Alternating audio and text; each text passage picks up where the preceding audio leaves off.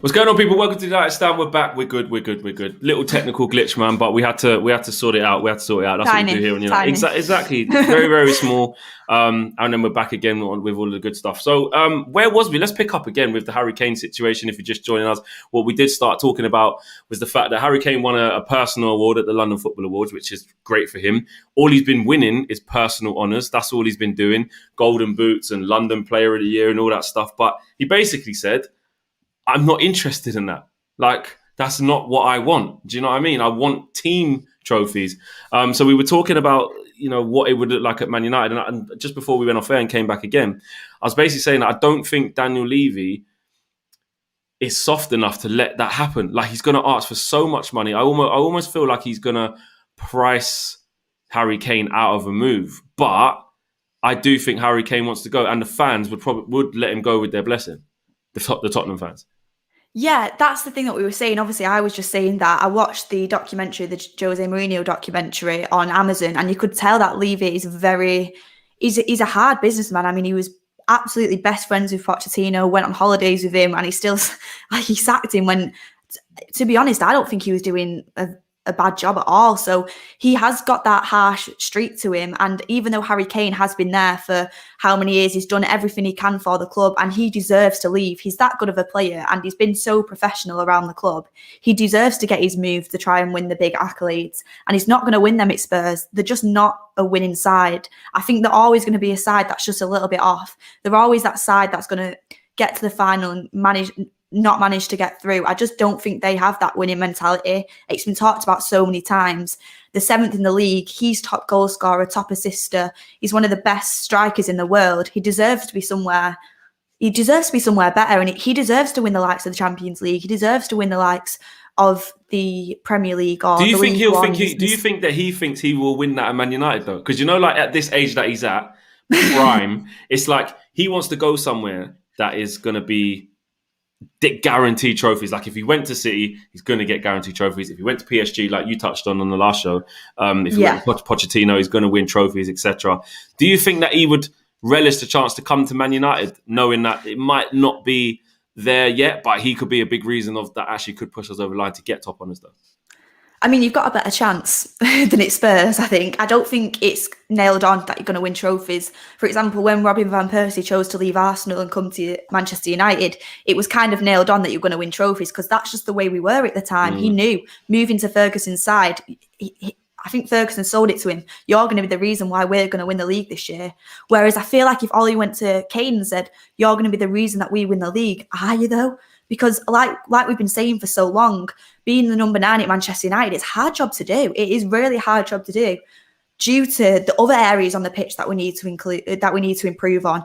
We know that without Bruno, if no one else is kind of showing up, if Bruno's not showing up, then there's little creativity. We know that.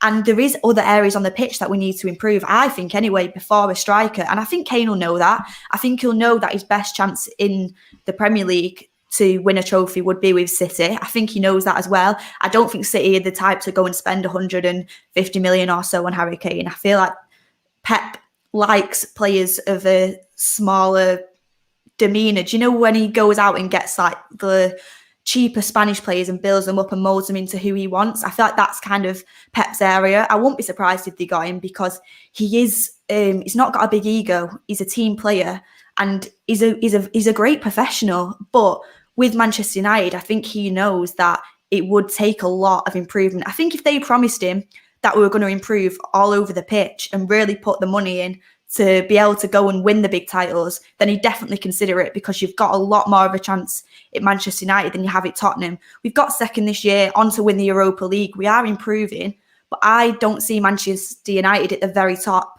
for a couple of years yet. And whether he can come and he believes what he's being sold to and he believes that he can make us a Premier League winning side, I'll absolutely love that. I think he's one of the best strikers in the world.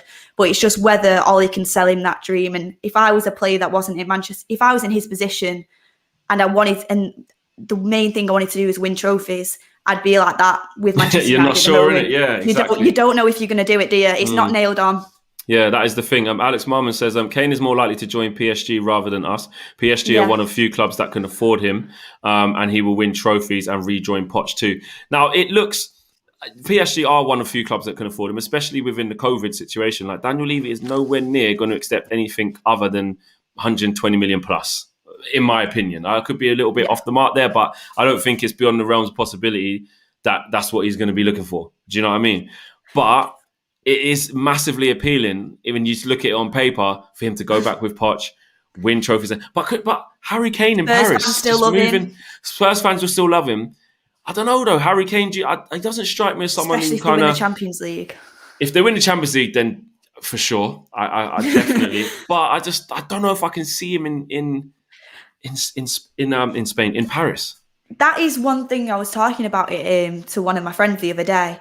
The one thing why I couldn't see him going to PSG is we know how close he is to overtaking the top goal scorers in the Premier League. He's turning into a Premier League great. Would you want to leave all that behind for, no offence, it's a lower quality league, France. The opposite side to that is you are guaranteed to win trophies. So it's what do you want? Do you want to be playing in a high quality league? Say if you went to Man United, a very high quality league, have a chance to win a trophy for sure because we are improving, but it's not absolutely nailed on. Or do you want to go and play abroad where you're not with the English fans anymore, but you've still got the Spurs fans love and support? You're in the Champions League. You know you're probably going to go far in the Champions League. You're with your old manager that you absolutely love, and he's the reason you are the player you are today. And you are guaranteed to win trophies. That's why I could kind of see him going, because if you put all that next to the other side of the coin, I think he's going to go for the trophies. I could see him going to PSG, honestly. I was thinking about it the other day. After watching his relationship with Pochettino, I could absolutely see it happening. It was special, their relationship. The only thing that would be sad is that he's going to leave his Premier League records all behind, which he could definitely smash it out the park with all of them, even if he stayed at Spurs. But if we've said it time and time again, if he stays at Spurs, he's not going to win trophies. But the other side to it is, if Levy does let Kane go, then where does it end? Son's contract's running out. He's going to want to leave because then he's probably the only extremely good player that's left there. And then he's going to have to invest a lot of money into that Kane Spurs side. Exactly, and that's the sort of money. Into the top four. That's the sort of money that Kane could generate. Yeah, that is true. If they're getting 150 million, they could spend that wisely to improve the squad. But then again, 150 million isn't even that much in the grand scheme of things. If you look, we were saying before Manchester United have got £100 million transfer budget, and we were saying that's not enough. Exactly. Football's mad nowadays. You're going to need, Spurs realistically need 300 million spending on that side. They don't have the money, especially now after the Super League. It won't happen. We know what Levy's like. And to be honest, I feel sorry for Spurs fans with everything that's happened at the moment. Getting a link to Southgate is a rough one. It's a Spurs thing, isn't it? Keegan says, we are Man United for F's sake. We shouldn't be convincing players to join. They should be twerking to wear the shirt. You know what, though? The thing is that whole Man United thing is gone, though. It's gone. You know that whole, right, we pick up the phone, you're coming. Like, at the end of the day... That was when Fergie was there. We learned that with Jude Bellingham. We learned that with Haaland, that we can't just say you're coming, you're on your way to Old Trafford, and you're on your way, because it just don't work like that. We're not the most attractive proposition anymore. And what was interesting was this though as well, and it was the fact that Darren Fletcher was basically saying he'd had reports that players on international duty are asking about Man United again, almost as if like players from other clubs are like, oh, so have you lot got your shit together then, yeah? What's it like over there? Like, I don't know. I think that's kind of just a bit of a media spin. I don't see it like that. 100%. I think that Jesse Lingard's a good guy, so he's got United links and he's a popular member in the England camp. Rashford went down there even though he was injured, just to chill out with the boys. Harry Maguire, obviously he's captain here, and Luke Shaw's back in the fold. I think that's just routine, how's things going, as opposed to we want to come there. Yeah, you know what the media is like, and we've seen everything that's been coming out of the woodwork over the last couple of days after obviously the whole Super League drama kind of happened. They've been trying to put stuff in the media to get United fans back on side.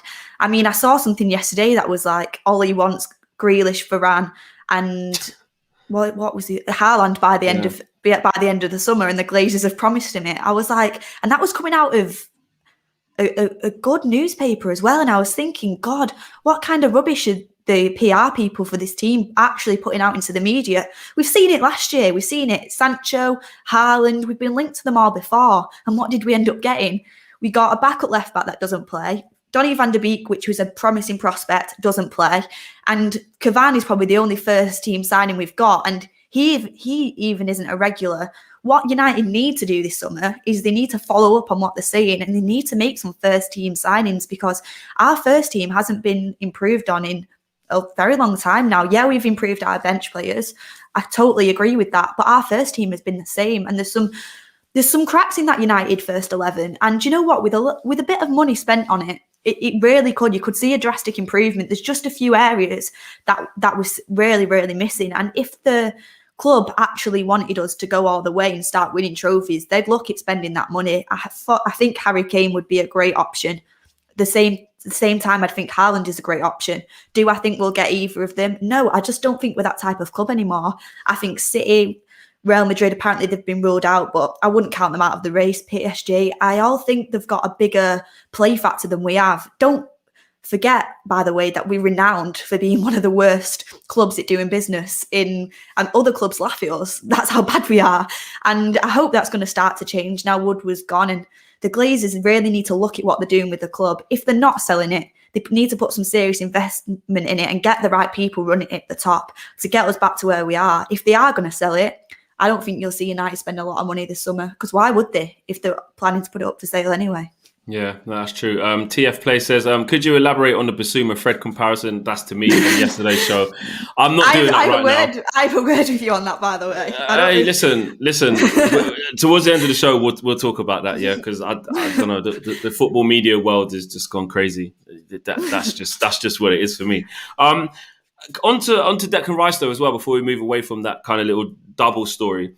You know, the situation was obviously on England camp, but, you know, Declan Rice was reported a month ago asking about Man United, seeing what it's like. Now that Tuchel's gone to Chelsea and Lampard left, that might be off the cards for him. And there was talks about him maybe looking at a move to United. And actually, the actual quote was Darren Fletcher noted that he had heard that from players going away to England and other national teams that people have started to ask questions about Man United again, which is what we was talking about. But that was the actual quote from Manchester Evening News. Do you think Rice could be one of them as well, though? Like with this whole Jesse Lingard thing, it looks like Jesse Lingard's going to stay there on a permanent. He's certainly pushing for that. Alex Marmon says Rice is more realistic as part of a player swap deal for Lingard. Did you see that? Words right out of my mouth on that super chat. I could see that more of a likely possibility than what other players we've talked about in the past, especially because we have something that West Ham really do want, which is Lingard. He's turned into Messi Lingard, hasn't he, since he went there? And why wouldn't he want the move? He's the star man there. He's getting into Team of the Week over and over again. He's enjoying his football. So I think with Jesse Lingard, who's probably worth about 30 million now in the current market, you're going to put him up for offer as well. And you can say, you can have him, but we want to try and do a deal with Rice. And do you know what? I feel like even though we've said we struggle to do the big deals, slowly and surely we are looking like a better prospect. Like we are second in the league. We are an improving young side. Ollie has done a good job to get us where we are, especially if we win a bit of silverware this season. That is improvement. And whether you like it or not, Manchester United's a better side than West Ham. Declan Rice He obviously loves West Ham, but he's gonna want to step up into a big club. Man City are not going to go for him. They've got Rodri. Chelsea, they've got Tuchel. He likes Kante, Jorginho and Kovacic. Lampard was the one who was pushing for him. And then the rest of the sides, it's a much of a muchness, really. I think we're the best option that he can go for. So I wouldn't be surprised if that deal got done. And honestly, out of all the ones we've got, that's one I'd be pushing for the most.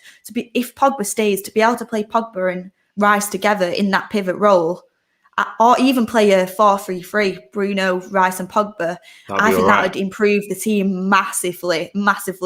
And Ollie knows what he's doing. The people above him, we're not sure about them. Yeah. But if he seriously wants to improve this side, and I believe that Ollie does know, I do think he does know McFred isn't good enough. I don't think a manager who's doing what he's doing now can actually genuinely do think that they are good enough for a Manchester United side to win titles. I think he knows that they're not. So if I was Ollie now, I'd be seriously looking at that deal, especially now you've got Lingard in there, because he's kind of something you could use to get that deal over the line. And any of the players we're going for, that's one that we really need to be looking at, because CDM and right wing positions, they're something that can seriously improve our side. We know we struggle to play out from the back, and we know we struggle.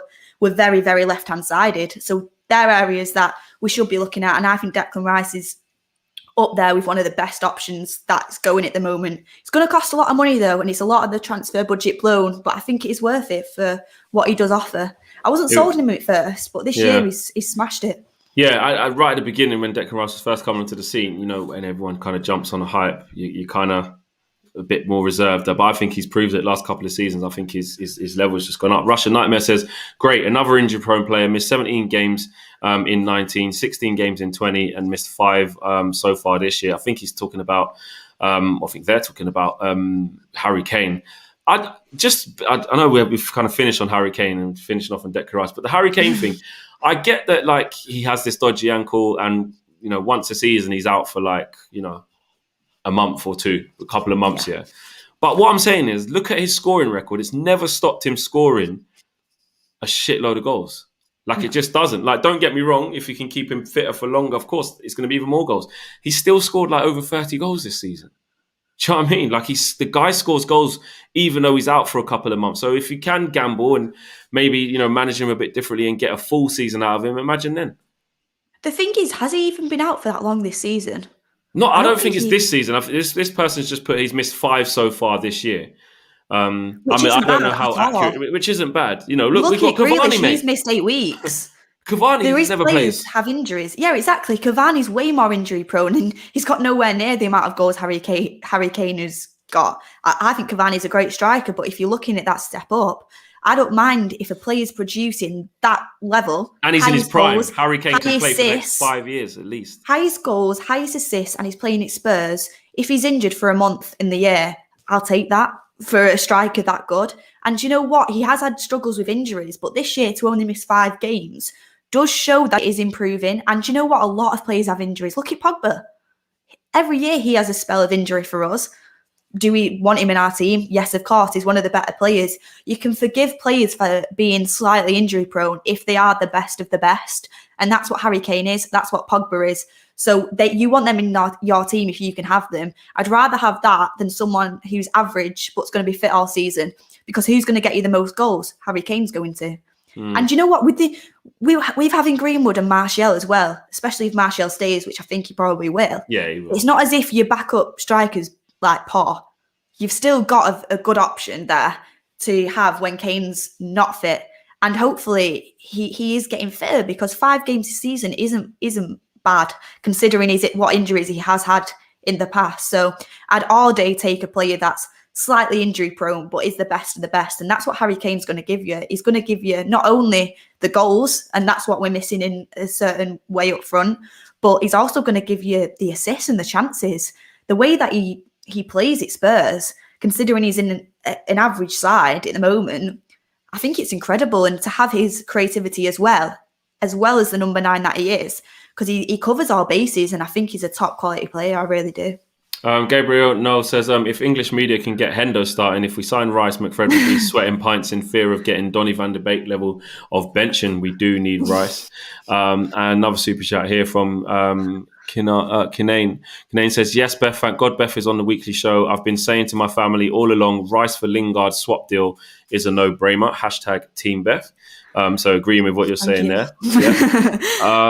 And Kane reminds, this is an interesting one from Free Seats. Chemo Vlogs TV says, Kane reminds me of a Van Persie. He will provide, and he has 25 goals in the league. It is, you know, a Van Persie, but with a bit more with more longevity in terms of the amount of goals that he's going to get. That year we bought Van Persie, the year before, he was the best striker in the league. He was the top scorer. And Fergie was like, I just need to score a few more goals. City just pipped us to it.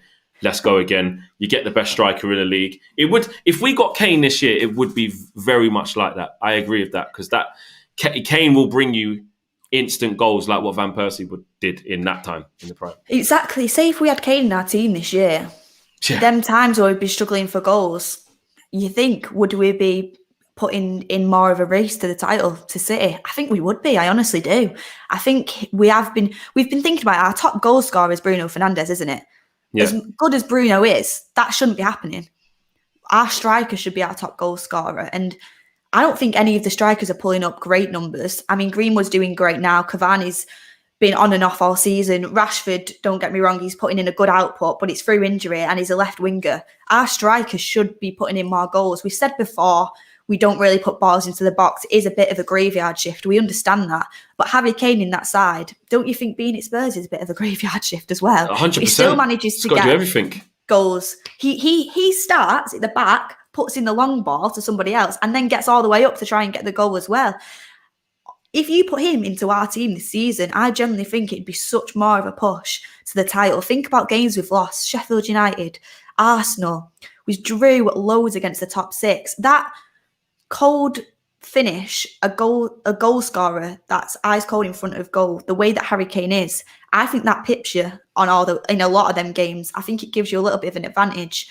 Them games where we've tried to keep it tight at the back and nick a goal, you've got more of a chance when you've got one of the best strikers in the world on your side.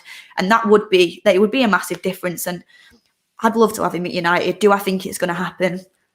I wouldn't put my money on it, if I'm honest. Yeah, no, it is one of them. to move on from Kane into another striker who actually does play for us, Cavani. And on the Here We Go podcast, Fabrizio Romano was basically saying that this is a quote as well. Man United have not received any official or final position from Cavani yet, so we do know that there is a decision to be made. But as of now, there still is no communication on that decision yet.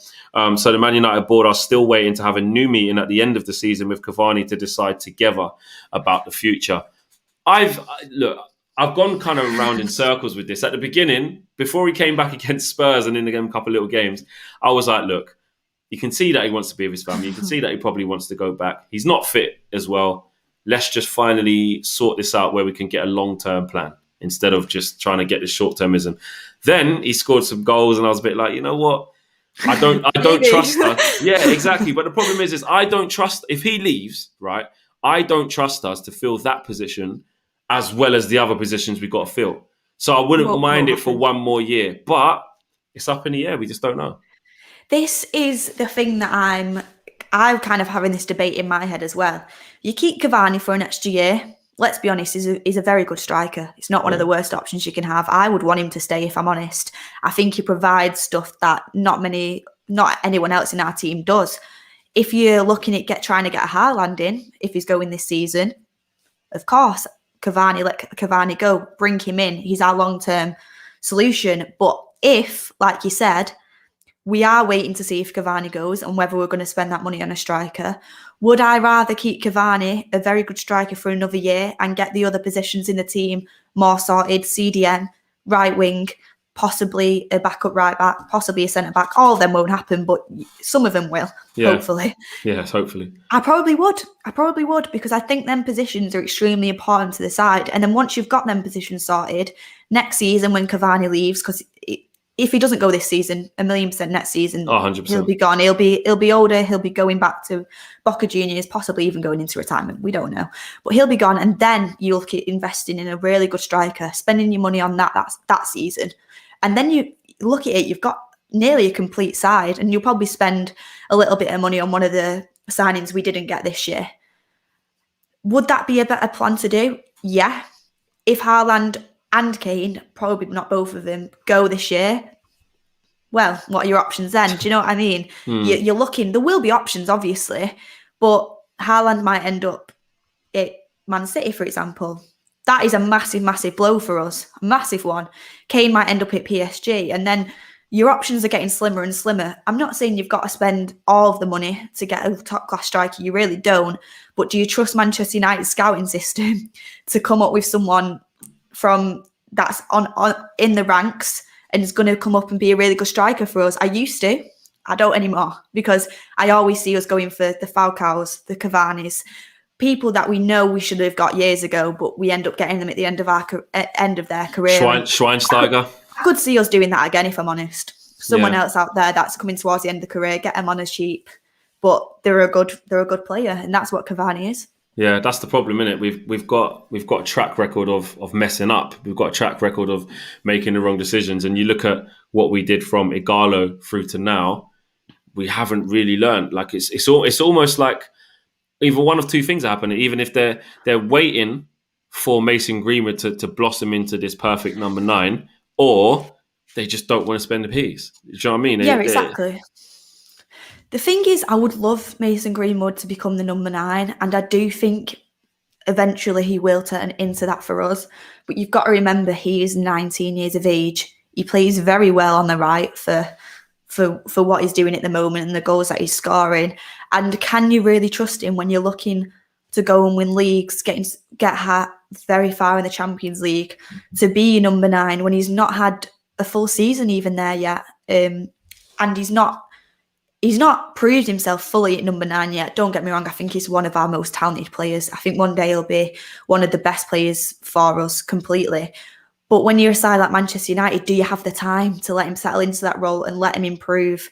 But then again, if you keep Cavani for another year, the same thing happens. He gets more game time there, he gets to develop, but you've also got a top class number 9 that he can develop under and can play some games for us and provide stuff that we don't have. So to be honest, I wouldn't be totally against Cavani staying for another year and letting Mason develop. I really wouldn't, as long as we do spend the money in the other positions, because you can't guarantee that we'll do that, can you? Because last season, we didn't end up spending the money that we were meant to on Sancho, but we still didn't spend it on other areas on the pitch. So you just don't know what's going to happen with this board.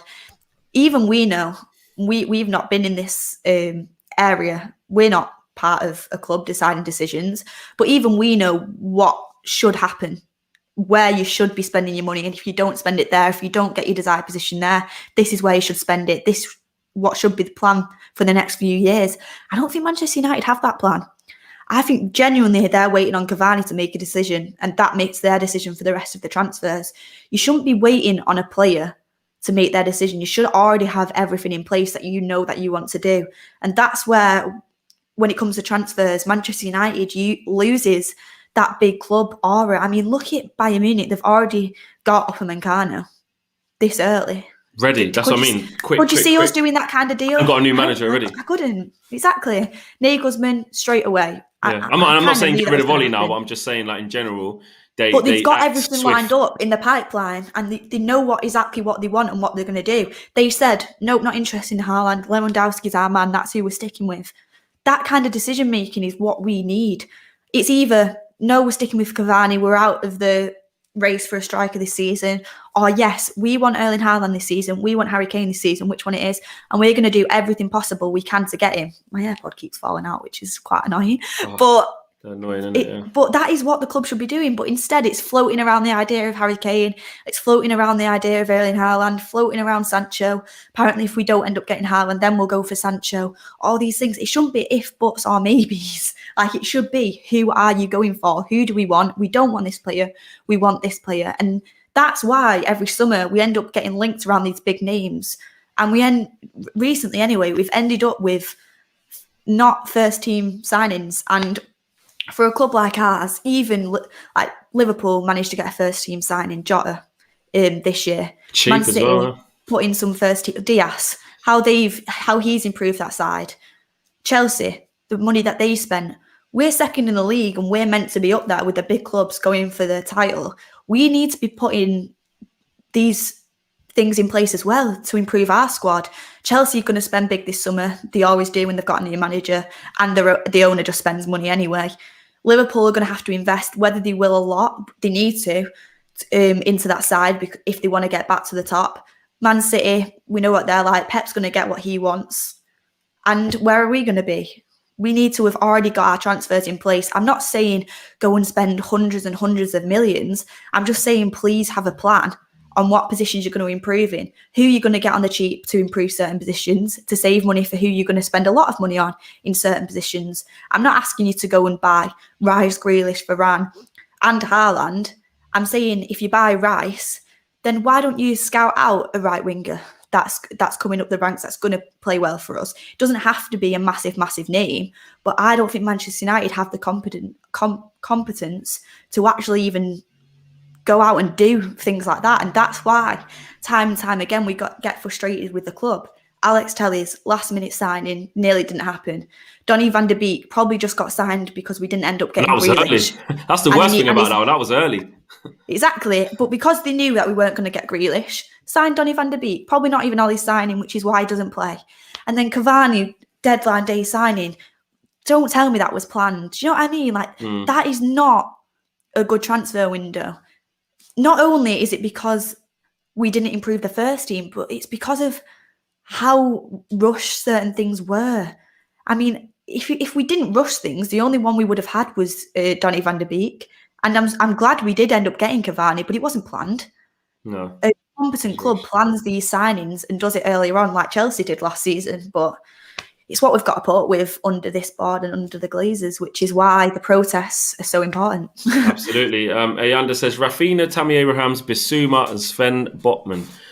That's my list. Reasonable and attainable. I would not want Tammy Abraham anywhere near our side, to be fair. Tammy Abraham, I'm not so sure on. Rafinha, I like him. Rafinha, massively a fan. Bissouma, do you lot know my thoughts? I think he's a bit of an upgrade on Fred, but not as much as some people want to make out. I think they just make up the missing attributes to just suit it. But he is probably a little bit better than Fred, I'd say. But I don't think it's as big a mark as everyone says. I know. Well, do you know what? Talk about it now. Are you saying that Bissouma is a massive, massive improvement on Fred? He's way clear of him. I'm not saying it is an absolutely massive upgrade, but I think he's got the potential to be a lot better than what Fred is, if I'm honest with you. I've seen Bissouma play a lot of times for Brighton, and do you know what? You can often get fooled when they're in a different team to what we are. When you're playing for Brighton, there's not as much pressure. You're playing a different style of football. And when you're not watching your team, you're not as harsh completely. I understand all them things. And would I be happy now to say, yeah, go and get Bissouma? I think he is Manchester United quality. Not 100%, no, I wouldn't. But from what I've seen of him, I do think he's a better player than Fred. And I think he's got potential to be better. Big enough for want me to spend money on him now? I'm not sure. I'm not Manchester United. I'm not a scout that should have been watching him for months and months and months on end if they are interested. But I do think he's a better player than him. He's not a ball progressor. I understand that completely. But I've seen him, when I have watched him, I've seen him pass a football a lot better than Fred. But I like Fred. I think Fred's a good player, but I think he's a squad player. Do I think Bissouma would be a squad player if he came? Yeah, which is why I don't think we should maybe go and spend that money on him, because it's just another squad player. You need a serious improvement like Declan Rice. That's the thing for me. And then Diddy. That's the kind of thing you need. I understand 100%. You on that point. Yeah, Aegon says, I'm sorry, Flex, disagree. Bissouma is a good, cheap option for us. He's a good, cheap option for us. Like, good isn't good enough. Fred is a good, cheap option for us. Like, that's, I know it was 50 million, but what I mean, which we shouldn't have paid. 50 million pounds, exactly. I still can't go over it. Exactly, it's nuts. But I'm just saying people need to be careful what they wish for, in my opinion. If I stand to be corrected and Bissouma ends up at Man United, of course I'll be happy. I'll support the kid. But I just think, I don't know why, it's just because I've seen it so much that he's the guy. And I'm just like, when I look at him, I just don't see that much of a difference. You don't see Manchester United first team quality. Not really. I just see kind of what Fred does, just a tiny bit better. Yeah, Sean says, is there any truth in the Calvert-Lewin story I've read that we will have tabled a bid in for him? And do you think he would do a job for us? Well, that's a question for you there, Beth. Sean says, do you think Calvert-Lewin would do a job for us? He'd do a job for us, but he's not someone I'd be looking to get for our first team. I think he does well at what he does, which is getting all over defenders and getting them headers and them touches on the edge of the box. But when I see his technical ability and when he uses his feet, especially when outside of the box, I don't think he's good enough for Manchester United in that sense. If he improves all that, absolutely, it'd be someone I'm willing to look at. But his strengths are in the box, getting them headers, rustling players up, and his hold-up play is pretty decent as well. But his technical ability and the way he carries the ball around the pitch, especially on the outside of the box, I don't think he's particularly good enough for us. I'd be looking, for Manchester United, I'd be looking for someone that's going to be like a Harry Kane, like an Erling Haaland, who's got that kind of potential. I mean, I hope Calvert-Lewin goes and does it, but I don't see him hitting them heights. I just don't think he's got the technical ability to. Yeah. I think he's a great player for Everton. I think he'd be a good player for Tottenham to look at. Them kind of teams, absolutely. Tottenham. For us, I don't think he's quite there, personally. Nathaniel says, Koundé is linked with Real Madrid. We won't get a soul this summer. We'd be lucky to get Lingard deal done. And Ayanda says, Tammy Abraham is a great finisher. Tall, young, lots of development ahead of him. Hesitant to sign a new contract at Chelsea because Tuchel is not playing him. For me, I don't think Tammy Abraham cuts it. I don't think he's good enough for this level. I think there's a reason why he's not getting in at Chelsea. Timo Werner can't hit a barn door and he still can't play. Do you know what I mean? So him again is like an Everton, Tottenham kind of player. I think he'd do a job at Leicester as well. I honestly do. But when you're looking at the Man Cities, the Liverpools, the Chelseas, the Man Uniteds, I don't think he's that kind of level, like you were saying.